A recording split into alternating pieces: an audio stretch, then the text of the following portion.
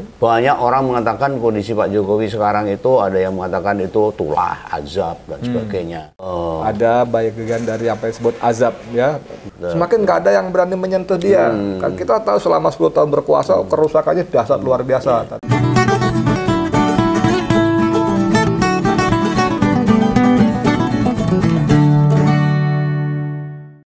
Kembali bertemu dengan Om Begawan dalam Ngompol. Pada hari ini saya kedatangan tamu, seorang host yang sangat istimewa, pemberani yang sangat hebat dalam menyuarakan untuk memberikan pendidikan kepada masyarakat. Bang Edi Mulyadi. Selamat datang, sehat-sehat selalu. Alhamdulillah, matur nuwun. Ini kalau disebut istimewa emang martabak telur istimewa. Ini ada host yang perlu saya wawancara ini, host ketemu host ini. Dionjai. Ada 3 pertanyaan penting yang perlu dijawab atau perlu diuraikan, atau pendapat Bung Edi Mulyadi. Yang pertama tentang saat ini yang lagi rame ini, kondisi Pak Jokowi. Banyak orang mengatakan kondisi Pak Jokowi sekarang itu, ada yang mengatakan itu tulah, azab, dan sebagainya. Kalau menurut Bang Edi Mulyadi seperti apa? Jelaskan sejelas-jelasnya supaya masyarakat menjadi. Aku di BAP juga nggak kayak begitu. Oh iya. Jadi kalau soal penyakit saya nggak pernah lihat langsung. Betul. Ya, cuma lihat fotonya, videonya beredar. Memang sepertinya bermasalah. Ditambah cuitan-cuitan Dokter Tifa yang memang dia punya otoritas, ya, punya kapasitas besar soal itu, memang bermasalah. Bahkan dalam cuitan-cuitan terlain, Pak Jokowi itu banyaknya serius, please berobat, nggak bisa sambil rawat jalan. Betul. Itu autoimun dia sebut dengan istilah-istilah begini. Kalau saya nggak tahu ya, tapi apakah ini azab atau tidak? Pertama saya menyatakan sependapat dengan Dokter Tifa bahwa ini merupakan bentuk reaksi tanda kutip normal dari tubuh manusia yang mendapat tekanan psikologis yang begitu berat. Ya, mungkin masuk pada pertanyaan berikutnya, yang antara lain kan soal ijazah, soal anaknya, pemakzulan, itu kan masalah-masalah berat. Ijazah kan kalau saya membacanya di luar perkiraan dia, karena dia pikir udah selesai lah gitu, ternyata malah makin bergulir ya. Yang gitu korbannya 2 orang awal itu, Gus Dur sama Bambang Tris, sepertinya udah selesai itu. Kemudian dari sisi kita kan orang beragama. Betul. Saya Muslim, saya percaya kalau orang Jawa punya bilang apa, munduh wahai pakarti. Menuai akibat perbuatannya. Gitu saya percaya bahwa itu ada.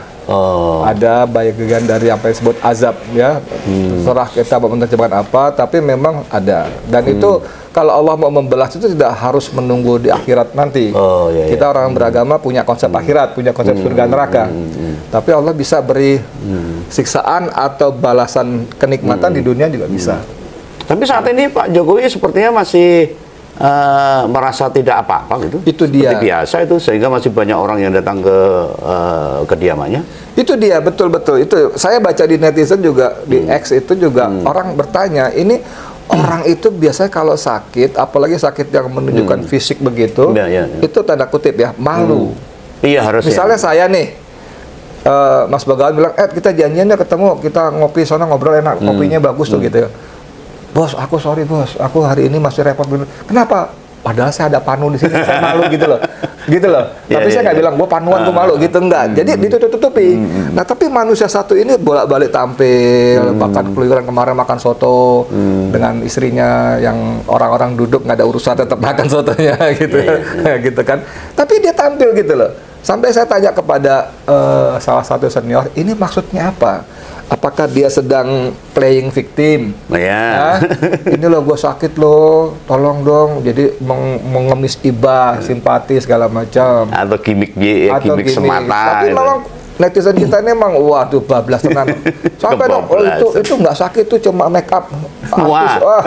Macam-macam aja. Ya gitu loh. Ini yang kadang-kadang tidak masuk akal. Netizen tuh pokoknya maha benar netizen dengan segala postingannya lah gitu. Gitu. Dan ini semakin menjadikan tertekannya Pak Jokowi. Tapi memang sebaiknya ya, Bung Edi Mulyadi, sebaiknya Pak Jokowi itu harus saat ini harus istirahat dulu. Istirahat itu maksudnya apa ya? Iya, istirahat itu dalam arti untuk mengembalikan fisiknya, mengembalikan kondisi fisiknya. Saya kira istirahat dari cawe-cawenya, dari kebohongannya gitu nggak ya? Termasuk itu termasuk, juga. bukan terutama. Iya, termasuk harus sudah selesai mandito atau sudah selesai dengan dirinya sendiri, sehingga dia mampu menikmati akhir dari kehidupan yang tersisa. Ini sudah berapa tahun lah, berapa tahun. Oke lah, ya kita doakan aja Pak Jokowi bisa segera sembuh dan para pemujanya, para pendukungnya berikan waktu istirahat. So, jangan dikunjungin terus minta selfie dan sebagainya. Oh iya betul. Ya kita sebagai orang Jawa kan merasa kasihan loh. Ada rasa terenyuh dalam hati kalau melihat kondisi dari sisi manusianya ya, dari kemanusiaannya. Iya. Tapi kalau melihat dari kebijakan yang berat dulu ya, kita pengen ngeri. Oke Bang Edi Mulyadi, ini pertanyaan pertama. Kita asik aja kan, mumpung kita ketemu. Yang kedua, Purnawirawan TNI itu kemarin sedang mengajukan sebuah pemakzulan kepada Gibran. Seberapa pahamnya Bung Edi Mulyadi tentang pemakzulan Gibran oleh para purnawirawan TNI? Kalau seberapa paham, saya nggak bisa bilang paham banget, nggak bisa. Iya. Karena pendapat. Tapi saya bawa ikut di awal-awal persiapan segala macam, saya ikut. Rapat-rapatnya saya ikut ya, beberapa kali pertemuan senior jenderal itu saya ikut gitu ya. Tapi yang saya mau bilang justru bukan cuma prosesnya, yang saya dengar bagaimana dampaknya. Ya. Dampaknya itu buat Jokowi itu tekanan berat. Sehingga menjadi tekanan berat, tambahan menjadi bagian dari tekanan berat selain tekanan-tekanan yang lain, jasa segala macam. Sehingga tadi antara lain muncul penyakitnya. Karena buat dia Gibran itu kan bukan cuma anak bin Jokowi, tapi Gibran adalah penerus dinastinya. Sekaligus itu adalah asuransi dia. Selama Gibran masih menjabat sebagai wapres, syukur-syukur menggantikan Prabowo jadi presiden, maka garansi dia, asuransi dia semakin secure. Betul. Semakin nggak ada yang berani menyentuh dia. Kan kita tahu selama 10 tahun berkuasa kerusakannya dahsyat luar biasa. Tadi kita ngobrol offline bagaimana sumber daya alam dikuras, diserahkan pada korupsi di mana-mana. Kalau kata Said Didu, selama Jokowi berkuasa presiden itu dia bukan nggak tahu menteri-menteri korupsi itu bukan nggak tahu. Atau malah dibiarkan? Justru itu. Jadi kata saya itu bertamsil ya, beribarat gini. Dia tahu menterinya nyolong mangga, dia potret, cetrek, gitu loh. Menjadi kartu truf. Lo nyolong mangga kan? Gitu loh. Ini kejahatan. Seperti itu tuh, kesengajaan. Jadi seperti itu gitu loh. Coba sekarang bayangkan bagaimana seorang politisi senior yang puluhan tahun malang melintang harus lengser digantikan oleh dakocan bernama Bahlil. Ini kan sprindik. Pak Erlangga itu kayak apa? Saya kenal bapaknya waktu bapak jadi Menteri Perindustrian, saya wartawan meliput dia soalnya kan. Ini kan sprindik. Anaknya itu kader-kader di bawahnya itu, iya aja itu. Kalau Golkar dengan segala hormat, mohon maaf, Golkar itu nggak punya ideologi. Bagaimana? Misalnya begini, ketika mereka bikin konversi capres, yang menang namanya Wiranto. Begitu Wiranto menang konversi capres, dia jadi calon, nggak didukung. Kan gila. Sukanya main di dua kaki. Timbangannya saya ngapot, saya ngendi gitu loh. Golkar tuh gitu. Tapi nah itu maksud saya, bagaimana tadi nyolong mangga cetrek itu jadi bahan. Ya, betul. Itu kan jadi kembali ke soal Gibran tadi. Ini stres karena ini Gibran itu bukan cuma Gibran Raka Buming Raka bin Joko Widodo, tapi terus ini asuransi. Ini benteng dia. Jokowi, betul. Kalau Gibran terlempar, maka dia semakin tidak punya gigi. Karena bagaimana? Orang bilang Jokowi itu masih berkuasa ya. Dia nggak memerintah tapi tetap berkuasa. Oke, saya setuju. Tapi juga kan seiring jalannya waktu. Betul, ya. Itu akan memudar. Pejabat-pejabat para penjilat cebokers itu kan akhirnya kan pejabat nih saya bilang bukan para penyembah di luar. Akhirnya kan realize juga, menyadari bahwa presiden gua sekarang yang ini. Pelan-pelan kan walaupun di awalnya ada dualisme kesetiaan kan akhirnya kan kesini juga. Ya kan akhirnya jadi kan dia memudar juga. Nah bisa dibayangkan begitu Gibran benar-benar lepas, dia nggak ada cantalan lagi. Misalnya Sigit listnya disebut pentolannya geng Jokowi, geng Solo, kan akan mikir lagi, ngapain gua patuh-patuh lagi? Bahwa dia berjasa membelain gue selama ini gitu kan. Nah ini masyarakat harus paham gitu loh. Ini. Oligarki yang selama ini biayain, ngapain gue biayain bebek lumpuh? Iya, ya yang kan? sudah tidak bisa apa-apa lagi. Ya, yang harusnya memang sudah istirahat itu. Cuman para penyembah yang di depan pintu pagar itu, selamat Pak Jokowi, tapi megangin kaos gitu loh. Masih dalam plastikan yang dilempar. By design. Masa kalian cuma dapat kaos saja gitu loh. Sementara waduh. Gitu. Kira-kira rencana atau pengajuan dari Purnawirawan TNI dalam pemakzulan Gibran itu bisa lanjut nggak? Pemakzulan presiden dan wakil presiden itu diatur dalam konstitusi kita. Ya, pasal 7A dan 7B. Ya, 7A itu kurang lebih pokoknya presiden dan wakil presiden bisa diberhentikan di tengah masa jabatan. Bla bla bla bla bla. Bla blanya itu sudah terpenuhi semua. Baik zaman Jokowi maupun zaman anaknya. Cuma pasal 7B-nya diatur begitu rupa bulat sehingga nyaris mustahil dieksekusi. Dan itu kan produk hukum, produk politik. Maksud saya, produk politik yang mereka susun dulu untuk melindungi juragannya. Ya. Gitu loh. Minimal ini keberanian dari Purnawirawan TNI. Nah, itu sebagai sebuah keberanian, saya ingin sebagai pemantik sekaligus pintu masuk. Pintu masuk yang ya, diharapkan bukan DPR-nya sebetulnya, tapi rakyatnya. Ternyata begitu loh. Nah, kalau DPR-nya sudahlah, itu mah tergantung kalau kata Bang Pacul, Korea itu tergantung siapa yang kalau ketua umum diselesaikan berapa, segitu. Kalau segini boleh nggak? Oke, deal ya. Ceritakan Senayan, selesai semua. Gitu. Oke. Berhubungan dengan pemakzulan Gibran, kalau misalnya pengajuan dari Purnawirawan TNI itu agak mentah-mentah dikit itu, bagaimana kalau hubungannya dengan Fuwapa? Apakah ini bisa menjadikan titik balik atau pintu masuk juga untuk pemakzulan Gibran? Sebetulnya apapun persoalan negeri ini terkait keluarga Solo itu terpulang kepada Prabowo Subianto. Oh iya. Tentang saya bersama 6 orang lain menggugat Jokowi. Ada saya, Habib Rizik, Mayor Jenderal Sunarko, ada siapa Munarman, ada Marwan Batubara menggugat kebohongan Jokowi. Ya, karena dengan kebohongan-kebohongan itulah tadi ada sumber daya alam segala macam itu. Lalu saya bersama 20 orang lainnya menggugat Jokowi pada kasus Pantai Indah Kapuk 2. Karena dia memberikan balas budi kepada Aguan dalam bentuk PSN itu yang membuat rakyat sengsara. Proyek strategis nasional. Tapi bos, boro-boro di sidang diadili, boro-boro orangnya datang, ya. Dalam salah satu sidang itu kan mereka pakai penasihat hukum doktor hukum loh, bukan cuma SH loh, bukan cuma MH loh, doktor hukum, paham betul. Tapi dia masih belagak pilon datang ke sidang membawa fotokopi KTP-nya.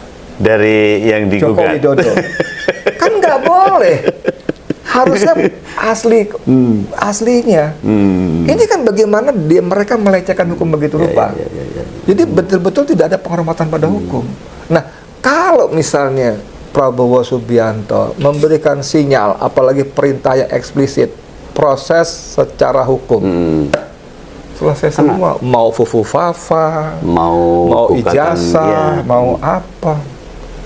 Tapi kan sampai hari ini Prabowo masih hidup Jokowi gitu, gimana? Ya tadi kartu truk tadi. Nggak tahu saya, kalau itu yang saya nggak tahu deh.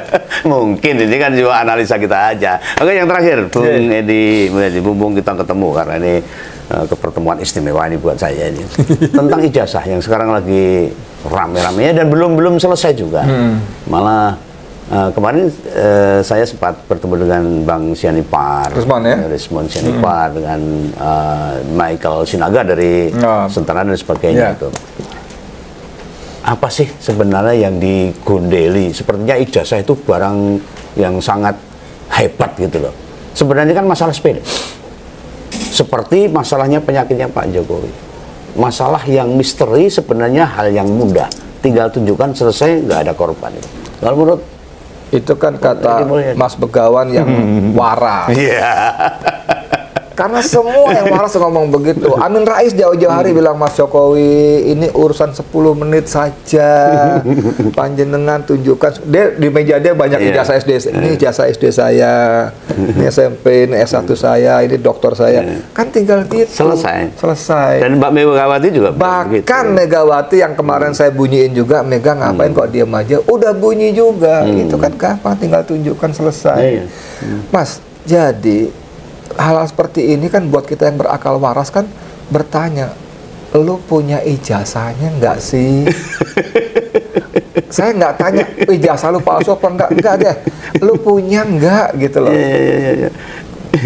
Nah terus akhir-akhir ini Bung Edi Mulyadi mendengar nggak perkembangan tentang ijazah Jokowi itu? Ya sejauh ini kita ikuti gerakan Rismon, Tifa, siapa lagi itu Roy ya. Roy juga 2 kali 3 kali ngomong sama saya dalam podcast. Ya tetap Mas. Jadi begini, pada kasus-kasus hukum yang berhadapan dengan Jokowi dan keluarganya, saya berkali-kali berhadapan.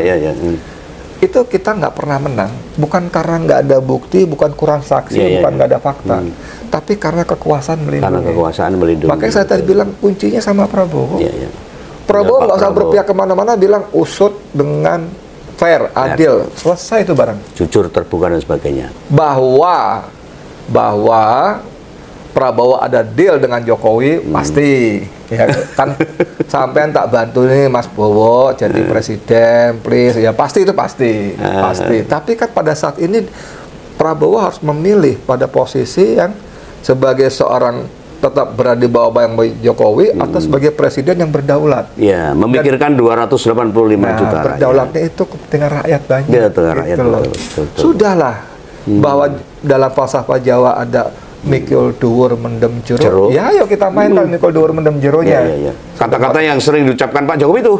Sampai batas-batas mana tuh bisa ditoleransi kan begitu. Iya. Oke, tentang ijazah palsu atau ijazah tidak tahu itu misteri ijazah. Menurut Bung Edi Mulyadi bisa selesai nggak masalah ini? Bisa. Bisa terbuka nggak? Insya Allah bisa. Kira-kira apa yang menjadi yakin bahwa ini bisa terbuka dan bisa selesai? Saya tetap merasa ini bukan masalah hukum, ini masalah politik. Masalah politik. Jadi masalah kemauan politik. Katakanlah nauzubillah min zalik, Prabowo tetap tidak mau. Iya, tidak bisa. Kan Prabowo akan selesai juga. Iya. Betul. Selesai karena jabatan atau selesai karena yang lain-lain. Maksud saya masa jabatan 5 tahun atau kalau yang lain. Nah, pada periode berikutnya lah. Nggak apa-apa, perjuangan itu panjang Om. Oh iya. Kadang kita yang babak belur belum tentu kita yang menikmati, mungkin anak kita, cucu kita gitu kan. Nggak apa-apa itu gitu, karena tugas kita kan berjuang, sementara hasil kan Allah yang menentukan gitu. Iya. Jadi kita yakin ya bahwa masalah ini tidak menjadi sebuah keributan atau kegaduhan bangsa ini, sehingga Bung Edi Mulyadi tetap yakini bahwa ini bisa selesai. Insya Allah bisa, cepat atau lambat, tapi kita berharap secepatnya. Pertanyaan terakhir sebelum kita berpisah. Nggak ditanya kapan kawin lagi kan? Enggak. Dengan kritisnya Bung Edi Mulyadi, bahkan pernah berhadapan dengan aparat dan sebagainya, pernah masuk hotel juga dan sebagainya. Dengan kritisnya atau yang malah lebih berani dari saya nih kalau Bung. Enggak lah. Sampai sekarang masih ada nggak intimidasi dan ancaman? Alhamdulillah saya nggak merasain. Tidak merasa. Mungkin ada tapi nggak merasain. Kalau ditanya ada ngikutin nggak? Mungkin iya. Tapi kalau diikutin diawasi kan saya menjadi tanda kutip merasa terhormat. Wah, penting gua. Oke, saya beri kesempatan Bung Mulyadi untuk tanya satu pertanyaan ke saya. Satu pertanyaannya apa ya? Kenapa sekarang kok menyerang Jokowi? Saya mau nanya gitu boleh? Nanya gitu boleh nggak? Boleh. Ya itu pertanyaan saya itu. Ini Bung Edi Mulyadi tahu dia baca pikiran saya dia. Bertanya, kenapa Om Begawan sekarang kok balik mengkritik Jokowi? Jadi ceritanya begini, Bung Edi Mulyadi. Dulu memang kami itu pendukung dari Pak Jokowi. Dari 2004, ketika wali kota, kami mendukung. Gubernur kita dukung, dan presiden dari periode 1 dan sampai periode kedua kita dukung. Ketika ada untran-untran Mahkamah Konstitusi yang diberdaya, ditelikung itu, lalu terjadi peristiwa Gibran bisa mencalonkan jadi wakil presiden sehingga mendampingi Pak Prabowo. Itu pertama. Yang kedua, ketika Jokowi sebelumnya telah mengkhianati PDIP dan mengkhianati Mbak Megawati yang sudah didukung dari awal, itu sebuah